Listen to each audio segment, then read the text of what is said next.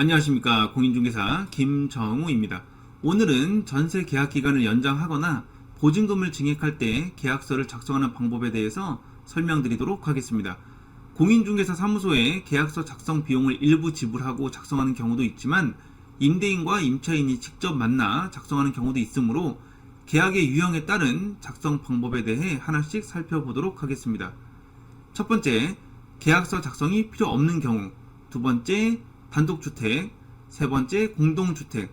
네 번째, 주의사항. 이 순서대로 살펴보겠습니다. 본격적인 계약서 작성 방법을 설명드리기 전에 계약서 작성이 필요 없는 경우를 먼저 말씀드리는 이유는 생각보다 이 부분에 대해 궁금해하시는 분들이 많기 때문입니다. 만약 계약갱신 요구를 통해 계약 기간이 연장되면서 보증금의 증감이 없는 경우라면 계약서를 다시 작성하지 않아도 됩니다. 계약갱신 요구를 행사한 경우 전과 동일한 조건으로 계약된 것으로 보기 때문에 별도의 계약서 작성이 필요 없는 것이죠. 또한 계약기간 중 임대인이 바뀐 경우라도 반드시 계약서를 다시 작성해야 하는 건 아닙니다. 신규 임대인이 주택을 매수하면서 기존 임대차 계약에 따른 임대인의 지위를 그대로 승계하기 때문입니다. 다가구 주택이나 다중주택의 경우 집주인은 한 명이지만 임차인은 여러 명일 수 있습니다. 그래서 만약 기존 계약서와 별도로 신규 계약서를 작성하고 확정일자를 받는다면 그 시점부터 나의 순위는 뒤로 밀리게 됩니다. 따라서 이 경우에는 신규 계약서가 아닌 기존 계약서의 변경 계약서 형태로 작성하셔야 합니다. 기존 계약서에 협의에 따라 동일한 조건으로 계약기간을 연장한다라는 특약을 넣는 방법으로 작성하시면 되겠습니다. 만약 보증금의 증액이 있는 경우라면 그 증액된 보증금에 대해서만 계약서를 새로 쓰고 확정일자를 받으시면 됩니다. 새로운 계약서에 확정일자를 받더라도 기존 보증금에 대한 확정일자 효력은 그대로 남기 때문에 당연히 기존 계약서도 잘 보관하셔야 합니다.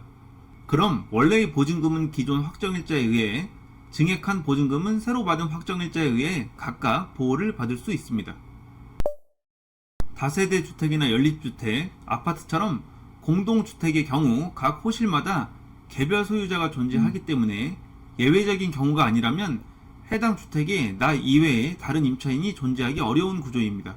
따라서 등기부등본을 확인했을 때 근저당권 등의 새로운 권리관계가 발생하지 않았다면 새로 계약서를 작성하고 확정일자를 받아도 됩니다. 물론 아까 설명한 단독주택의 경우처럼 증액된 보증금에 대해서만 계약서를 다시 작성하는 것도 가능하니 이 점 참고하시길 바랍니다. 이번 영상에서 설명드리는 전세 연장 계약서 작성의 경우 묵시적 갱신이나 계약갱신 요구에 의한 연장이 아니기 때문에 계약서에 명시한 계약기간을 채워서 살아야 합니다.